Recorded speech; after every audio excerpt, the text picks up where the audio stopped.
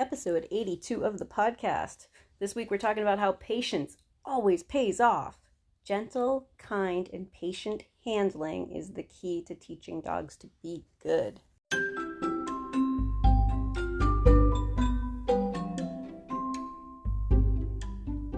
You're listening to the Creating Great Grooming Dogs podcast. I'm Chrissy Newmeyer-Smith. I'm a certified professional groomer, a certified behavior consultant for canines, a certified professional dog trainer, and the owner of Happy Critters in Nashua, New Hampshire. And this, my friends and colleagues, is the podcast where grooming and training meet. Patience pays off. Gentle and kind and patient handling is always worth the time. Now think about that. I just said always. There are very few things in this world, the always and nevers, but this is one. Gentle and kind handling and patient handling is always worth the time to do. Now, I'm going to say for a number of reasons. So let's explore some of those. First reason, it is much safer for the dog, for you, and for your equipment because it's easier to avoid a disaster if you're being gentle, if you're being kind, and if you're being patient with the dog. Because when a dog gets worried, when a dog gets moving around, when a dog gets silly, when a dog gets frustrated, that's when dogs get hurt, people get hurt, and equipment gets broken. Straight off the top, boom, that's one great reason to put in the extra time to be gentle, to be kind, and to be patient. Sometimes it's going to feel like a lot more work, because some dogs need more help with this. But it's always, always, always worth the time. Always. All right. A second reason, it helps our animals settle down and it demonstrates that we're not trying to be mean. And that's an interesting thing because animals are looking to us to figure out why we're doing stuff, when we're doing stuff, what to expect from us. And if we're generally kind of relaxed, patient, helping them calm down, watching for their responses. So much of it is just good general handling. But think about for an animal who's trying to figure out what's expected, what we do makes a big difference. They're watching us. They're learning that we're not trying to be mean to them. Because very few people do something truly mean while they're slowly talking and gently touching and relaxing a dog, right? Some of the things that we do are uncomfortable. Some of the things that we do are unpleasant, certainly in the veterinary field, but a lot in the grooming field too. And I think that sometimes owners don't understand that and non-groomers don't understand that, but not all the dogs that we work on are 100% healthy. Plenty of these dogs have arthritis in their legs, have hip problems, have knee problems, have balance issues, have some skin condition that makes them really itchy, and we're running brushes and water and soap, and we're touching them all over, and sometimes that's not pleasant. But when we are being patient with them, we're being gentle, and we're showing a kindness, we're aware of what they might be going through, and we're trying to make it as pleasant as possible, yeah, that makes a big difference. Because there are plenty of times when we have to do something that is unpleasant. And I love it when dogs come right back to me like, oh, thank goodness it was over. Right? Like, I know you had to do something unpleasant and now I'm coming back over to you because I feel better. Okay? And I don't want to be too anthropomorphic about that. So let me give you some examples because we certainly don't know what they are feeling and what they are thinking. But as an example, when one of my guys needed some help getting around a sore foot, when I calm him down, gentle, relaxed, and I have to work on that piece, that little area that he was worried about. I think he cut himself on a rose bush. I think he just had a little cut kind of along his foot.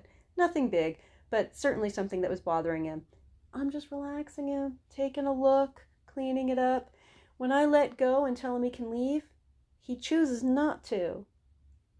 Why? Why does he choose not to? Because I spent the time being gentle, kind, and patient, and I demonstrated through my actions that I'm not trying to be mean.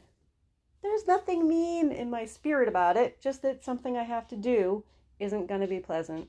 It's going to hurt. All right? So that's the second reason. Third reason. Oh, the third reason for being gentle, kind, and patient in your handling of these animals is that it lowers your own stress level. Ah, this is such a great reason, right? We want to do these careers for a long time. To lower your own stress level is so important. I'm just going to relax. I'm going to help this dog relax. And because, as I've said many times on this podcast, because we're talking to our owners ahead of time and explaining to them, listen, if your dog is having trouble with this, I don't want your dog to get hurt. I'm here to keep your dog safe first, clean second, trimmed up pretty third, right? Like to be thinking about those things. There's a hierarchy there. What's most important and is that the dog isn't going to get hurt while we have sharp objects around them. And owners, it's okay to let them know that their dog needs some extra help, needs some training, guide them, tell them who they need to go to, tell them what they can do themselves. Maybe you're telling them homework, maybe you're showing them something, maybe you're sending them to a trainer or you're sending them to their vet. But don't be afraid to say, I think he's going to be really way too silly and I need to calm him down. We might not be able to get it all done today, right? Lower your stress level. Lower your own stress level. Because when do we get stressed out? When things become physically hard, when things get a little bit too dangerous, those are times that we stressed out. So we're going to avoid it by doing gentle, kind, and patient handling. Now, here is a fourth reason.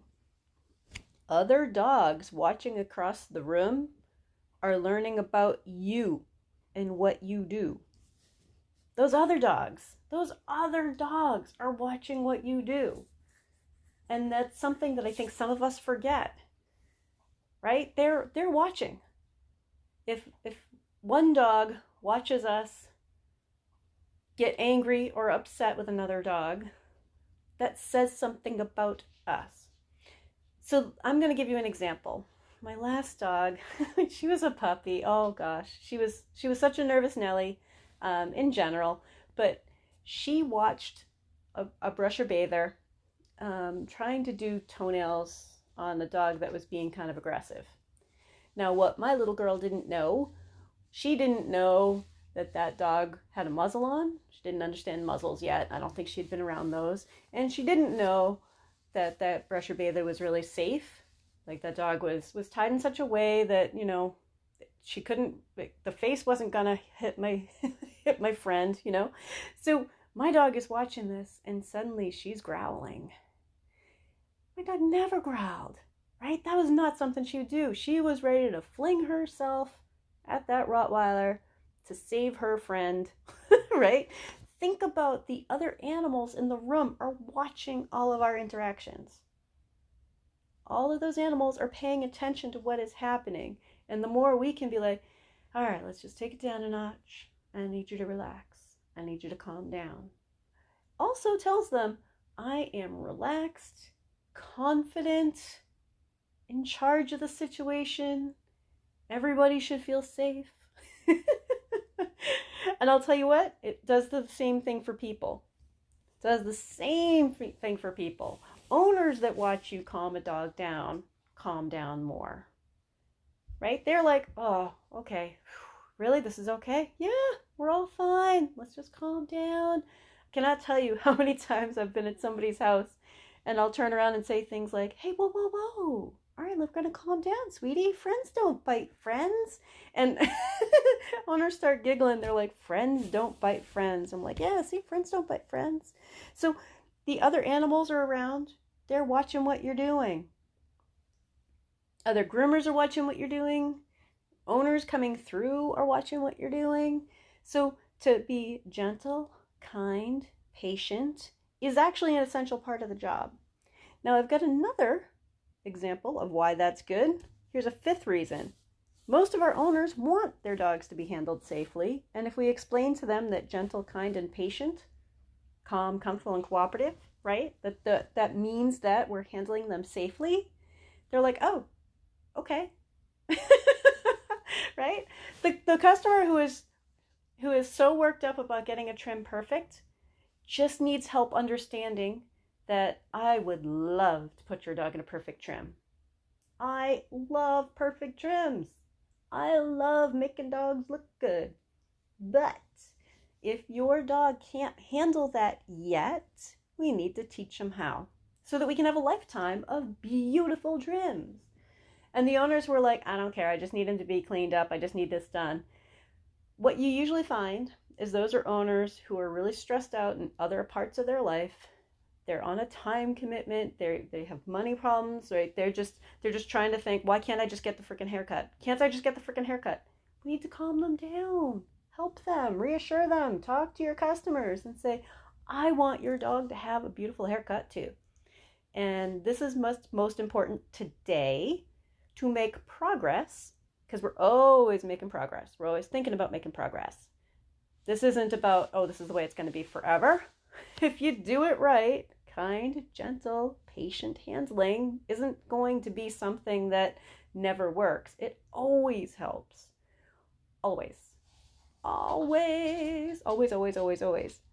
Now, reason number 6, why we should always be thinking about gentle, kind, and patient handling is that it's part of our industry to provide humane treatment and handle behavior problems humanely, right?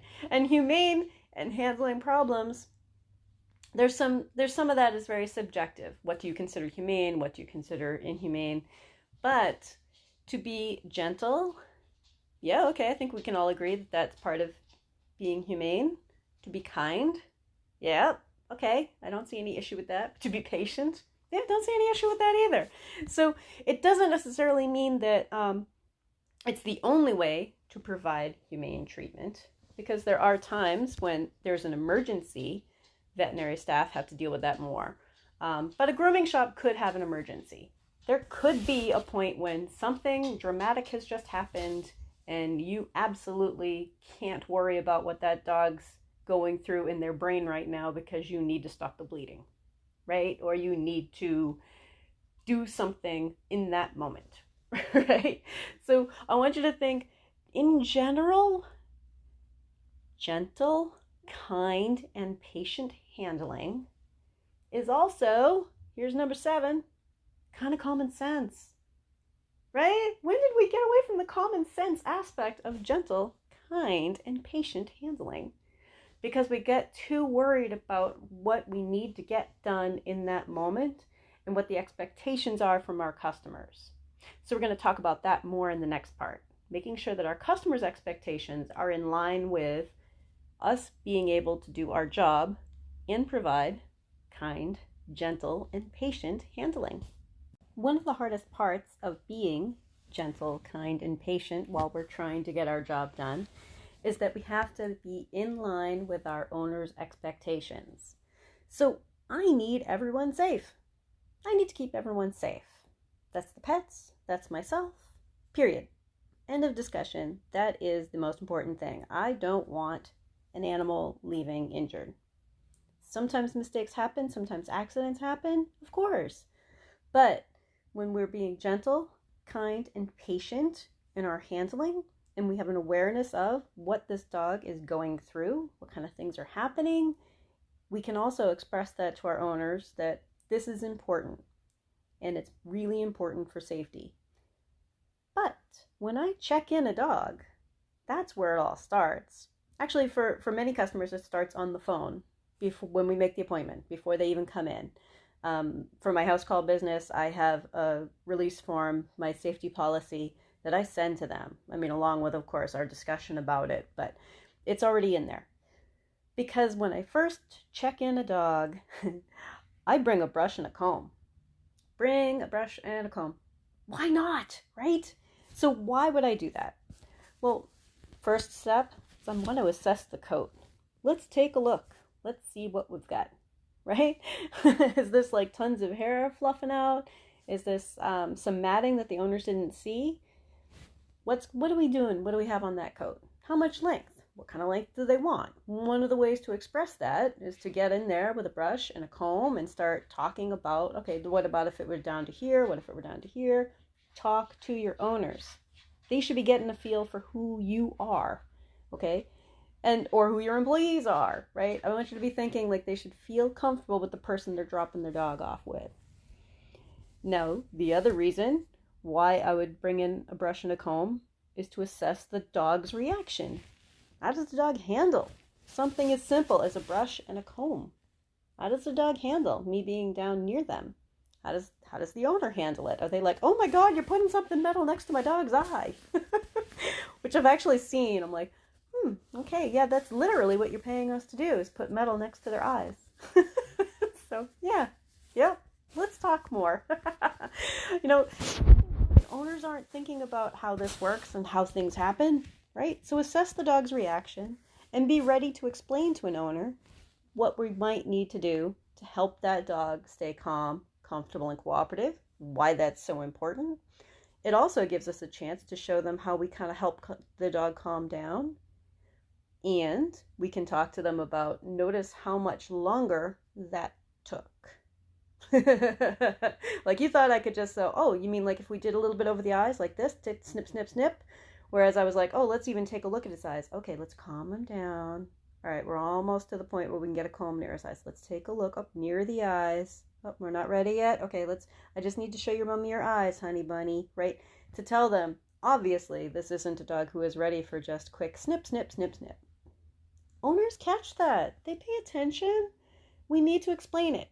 Learn to love people. Learn to really like your owners, right? When you get on the floor and you're starting to show them, okay, so a little bit like this. So if I try to comb it forward and I can kind of show you what I would do on this head. If I can't get that comb on their dog's head, they're seeing that now. It's going to be so much easier to explain to them. Your dog might not look perfect today. It's going to be okay though, because we're going to do handling in such a way that your dog builds trust. Your dog builds some confidence. Sometimes it's confidence. Sometimes we want them to have a little less confidence, right? Like, okay, your dog's going to learn what we need, when we need it, how it works, and that everything is safe. It's fine. Don't worry, okay? So by bringing a comb and a brush, that's great to show an owner that, hey, look how much wiggling he's doing next to his eye, right? Now, the other reason why I bring a brush and a comb, here's the best reason. And this happened this week with a little puppy. Before I even did anything else on that puppy, I'm like, I'm just going to give you a little brushing lesson. All right, Cocker Spaniel Poodle mix. Let me show you a little bit of brushing. She's like, oh, great. Because I have one of those brushes and I have a comb like that. I'm like, fantastic. Let me just show you a little bit then. And any questions you have, I'll answer. She's like, oh, okay. You know, it's only a minute or two. It's not like we need to offer them a seminar. We're just showing a minute or two. So I ran the brush over the top of the coat and said, that looks pretty good. And she's like, yeah. So I peeled the coat apart and made a nice little part and showed her that didn't even get the curls out closer to the skin. Then I did another part where I parted it to the skin and ran the slicker through and brushed all the way to the skin. So one hip is the way that most owners do it, just brushed over the top. The other hip is the way that I would do it. And for many, many owners, that's their aha moment. Oh, okay. I'm like, so that's how, for her lifetime, she's going to need to be brushed. That's how you get down to the bottom. Because, and I even said these words to a customer. This is pretty common for me to say to a customer, because I understand where owners are coming from when they're like, I do brush. I brush all the time. They feel like they're wasting their time because every time they bring their dog in, people say you haven't been brushing them. Imagine how frustrating that must be for an owner, right? Like, I want you to know how to do it and do it effectively so that you don't get stuck with like constantly hearing that you're not doing it. I did do it. Let's teach them how to do it right. So when I have the brush out and a comb, they're also seeing the way I interact with their dog. This opens up that conversation about how I'm going to help your dog calm down, how I'm going to help your dog be steady while I put something near his eye, how I'm going to touch his ears. You know, it gives you the opportunity to kind of move around them. Like, okay, let me just check and see, you know, is there anything underneath this backside? Is there anything underneath over near this hock? Is this going to be so tight that I have to trim it down? Are these legs going to be so tight that we have to trim it down? Because we don't want him to go home looking like an ostrich. And owners look at you like, But if it's tight on the legs, can't we just trim that down? So you kind of have to tell them the dog would look like an ostrich.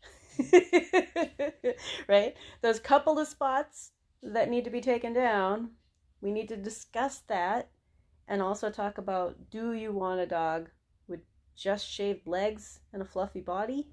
Of course not. That would look really, really kind of silly, right? But by bringing our comb out and a brush, we also get talking to the owner, help the owner feel comfortable with us. Be kind and gentle and patient with your owners too. Be nice to people. So that gives us a chance while we're taking in a dog to make sure that our owners have clear expectations. Clear expectations. Now, I will tell you there are times where an owner will say, well, but like if you just have extra time, I mean, if it's going to take longer, I have more time today. And you have to kind of tell them, I don't think your dog can handle more time than that today. That's important for an owner to know, right? How much attention span do you think your dog has? Because I'll tell you what, the show dogs who are up on the table for 4 hours are used to being up on a table for 4 hours. Your average, 3-month-old puppy cannot handle that. So even if you have the extra time in your day, make sure owners know. It's easier if we set up a separate appointment, do it differently, because they need to understand that. They need to understand where we're coming from and that it's not just about an extra service charge, right? We need to make sure they realize that. This isn't about, I need to charge you more. This is about what's best for your dog.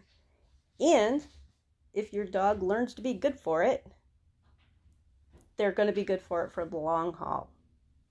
And one of the things I love most is after doing all these things and you bring a dog back to the owner is not expecting everything to be beautifully groomed. And often the dog is. Okay? That's part of why we need to have the conversation, because so often you're going to be able to get something really pretty and you have a little bit of extra time, or you already discussed that there will be an extra charge, right? You're going to be able to get something pretty, but the owner has an expectation now, and that's great because they're going to start to figure out, oh, all right, my dog was much better by the end. Talk to them. Most of the dogs are better by the end of the grooming, except that they kind of reach a point where they're like, this is taking so long. They're like little kids who want to get out of school, like that last bell. Do you remember being in school and that last bell to ring? You were just like waiting for it. You're watching the clock like, oh my God, 5 more minutes. Oh my God, 5 more minutes. I just can't wait to get out of here. It's such a beautiful day. I want to go outside, right? That's our dogs. They just want it to be over. So be patient, kind, and gentle with your handling. Build the skill set the dog needs. Help the owners understand what you need from them. Take a brush and a comb. Let them see a little bit of what their dog's behavior is. Let them see a little bit of the coat situation we've got going on. Educate your owners. It only takes a couple minutes. It can take a little bit longer than that, but really, spend a minute or two, plan on a minute or two, and it makes a world of difference with what their expectations are. Because they might tell you, oh, I don't really care, I just need him to get done. But when you educate them, then they start realizing, oh, well, I mean, I don't want him to get nicked. I don't want anyone to get hurt. And, yeah, I guess. And you're going to get the occasional person who's just like, I don't care. Then just, muzzle him, strap him down. I don't care what you need to do, and he needs to look perfect. They're not your clientele. I want them to hear from every single dog professional that they ever meet that, no, we don't do things that way. We just don't. Why? We can teach them to be good. It takes some time. It takes some patience. It takes some gentle, kind handling. Be patient with people. Be patient with their dogs. Help people understand. Get those ideas in their head that it's not forever. When we teach them to be good, each time they're better.